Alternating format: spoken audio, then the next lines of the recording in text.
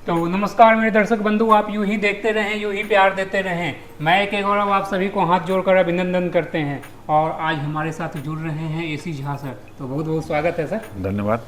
तो बच्चे लोग तो काफ़ी खुश होंगे क्योंकि अब समर वेकेशन आने वाले हैं। हाँ, निश्चित रूप से। तो समर वेकेशन को बेसिकली मतलब पढ़ाई पॉइंट ऑफ व्यू से या मस्ती पॉइंट ऑफ व्यू से इसको कैसे दोनों को बैलेंस किया जाए? बैलेंस इस तरह से किया जाता है कि ओवरऑल हॉलिस्टिक डेवलपमेंट के लिए जरूरी है कि थोड़ा खेल कूद भी जरूरी रहे, थोड़ा स्ट्रेस फ्री इन्वायरमेंट भी रहे, जो बच्चों को समर वैकेशन में मिलता है। आजकल के बच्चे तो मोबाइल पर ही खेलना सीख रहे हैं, बाहर जा कर के नहीं सीख रहे हैं। लेकिन हम लोगों के यहाँ इतना बड़ा फील्ड है, हम लोग उनको बोलते हैं कि समर में अगर आपको आना है तो यहाँ आकर के आप शाम में खेलें या सुबह में जब धूप नहीं रहता है उस समय में आकर के आप खेलें, क्योंकि खेल से कहीं ना कहीं एक मानसिक विकास भी इससे जुड़ा हुआ है। और ये संतुलित, अगर मानसिक और शारीरिक विकास संतुलित रहेगा तभी हम कह सकते हैं कि पूर्ण विकास हो रहा है। तो खेल भी बहुत ज़रूरी है।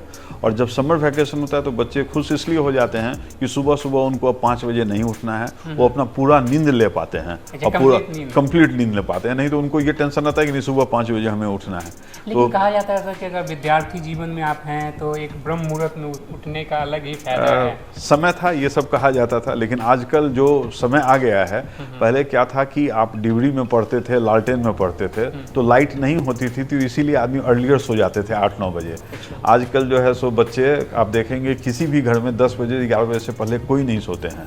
निश्चित रूप से कहीं ना कहीं मनोरंजन का इतना साधन साथ में है कि खाने पीने के बाद, और आजकल के बच्चों में संस्कार भी धीरे धीरे कम होते जा रहा है। वो मोबाइल हाथ में लेकर के देखना ज़्यादा पसंद करते हैं बनस्पति अपने फादर मदर से बात करने के बजाय, या छोटे भाई या बड़े भाई बहन से बात करने के बजाय। तो समाज से कटते चले जाते हैं निश्चित रूप से, और उसमें संस्कार की कमी बहुत तेज़ी से दिखते जा रही है। हम तो यहाँ पर ये ज़रूर कहना चाहेंगे कि समर वैकेशन में परिवार के साथ आप मैक्सिमम टाइम बिताएं और अपने शारीरिक गतिविधियों पर भी ज़्यादा से ज़्यादा ध्यान दें। जो पढ़ाई का जो भी बात है वो तो फिर समर वैकेशन के बाद हम लोग तो देखते ही हैं। अच्छा, तो आपका पॉइंट ऑफ व्यू से क्या होना चाहिए कि समर वेकेशन है तो कहीं बाहरी ट्रिप बनाया जाए या फिर घर पे बैठ के एंजॉय किया जाए? ये तो प्रत्येक गार्जियन के ऊपर डिपेंड करता है कि प्रत्येक गार्जियन का पॉकेट क्या अलाउ करता है।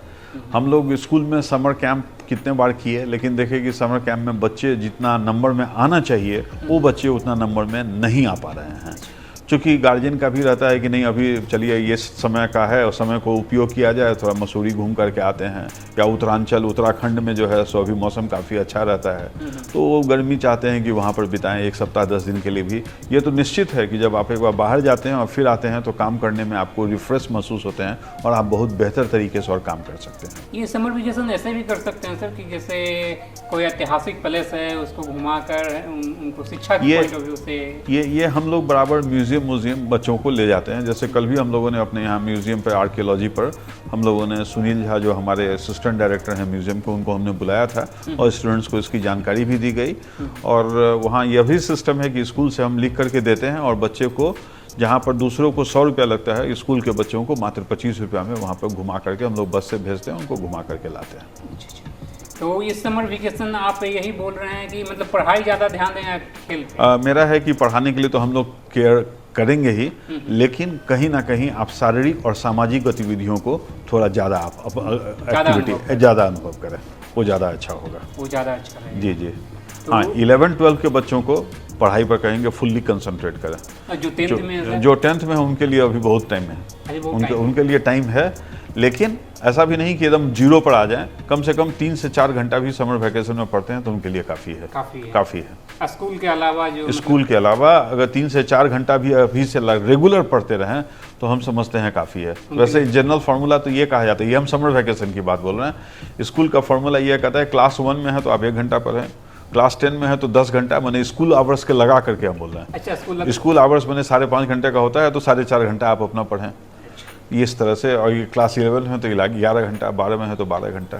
तो सर के अनुसार इस तरह अपने समर वेकेशन को मैनेज कर सकते हैं, अपने परिवार के साथ रह सकते हैं, छुट्टियां मना सकते हैं, पढ़ाई भी साथ साथ करें और खेल की एक्टिविटी जारी रखें।